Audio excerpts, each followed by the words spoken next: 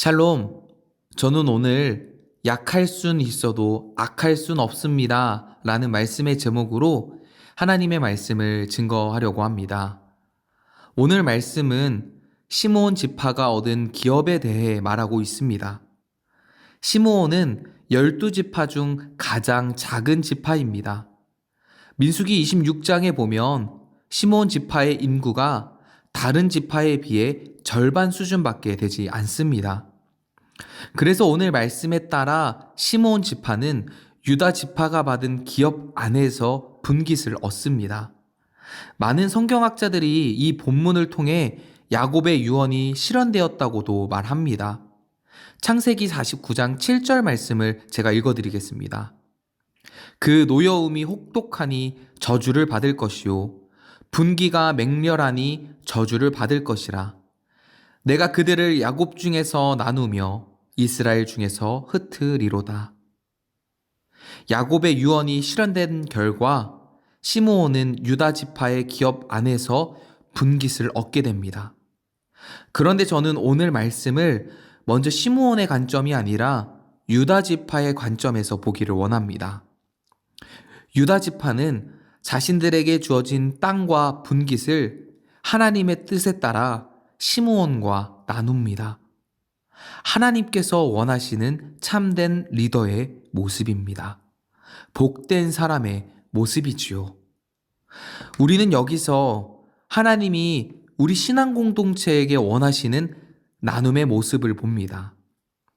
하나님께서 복을 주시는 이유, 하나님께서 우리에게 공평하게 복을 주시지 않는 이유, 바로 복이 흘러가는 것을 원하시기 때문입니다. 여호수아 19장은 단순히 가나안 땅을 분배하는 이야기를 말하고 있지 않습니다. 이스라엘이 하나님의 뜻 안에서 질서 있게 땅을 나누고 있다는 것을 보여주고 있습니다. 땅을 성취하는 것을 넘어 땅을 나누는 것까지 하나님께서 원하시는 제사장 나라 이스라엘의 모습입니다. 오늘 우리에게 주신 복은 나만 잘 누리라고 주신 것이 아닙니다. 우리에게 주신 복을 하나님의 이름으로 흘려보낼 때 하나님은 우리에게 새로운 복을 허락해 주십니다. 사람의 눈으로 볼 때 유다의 선택은 손해처럼 보입니다. 그러나 유다는 그 나눔을 통해 공동체 전체를 살리지요. 우리 청파동교회 공동체도 나눔을 통해 함께 살아가는, 함께 살아나는 공동체가 되기를 바랍니다. 그럼 반대로 시므온 지파에서 이 말씀을 보면 어떨까요? 하나님의 말씀에 불순종하여 유다의 분깃에 얹혀 살아야 하는 처지입니다. 세상 말로 수치스러운 상황이지요. 우리는 남의 도움에 얹혀 산다는 것을 수치스러운 상황이라고 생각합니다. 그런데 정말 그럴까요? 최근 제가 한 상담사님을 만나 어린 시절 제 상처를 말할 기회가 있었습니다. 누구에게나 아픈 시절이 있지 않습니까? 그런데 상담사님께서 저에게 이런 말씀을 해주시더라고요. 아픈 것 자체, 약한 것 자체가 수치심을 느끼게 하지는 않는다라고 합니다. 오히려 내가 약한 것을 들킬까봐, 내가 아픈 것을 들킬까봐 그 상처를 가리려고 할 때 우리 안에 수치심이 생긴다고 합니다. 여러분, 하나님 안에서 약한 것, 하나님 앞에서 아픈 것은 죄가 아닙니다. 그러나 하나님 앞에서 약한 것, 하나님 앞에서 아픈 것을 숨기는 것이 바로 죄입니다. 숨길 때 우리는 수치스러운 존재가 되는 것이지요.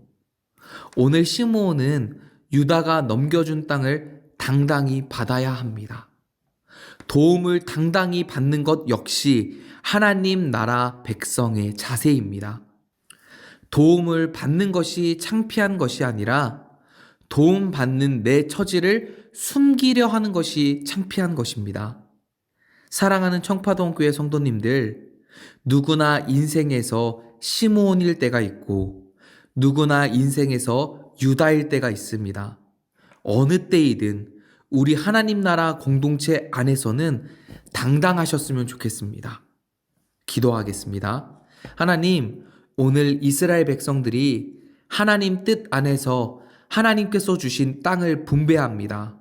약한 백성도 강한 백성도 하나님 뜻대로 땅을 나눕니다. 약한 백성은 약한 대로, 강한 백성은 강한 대로 서로를 돕습니다.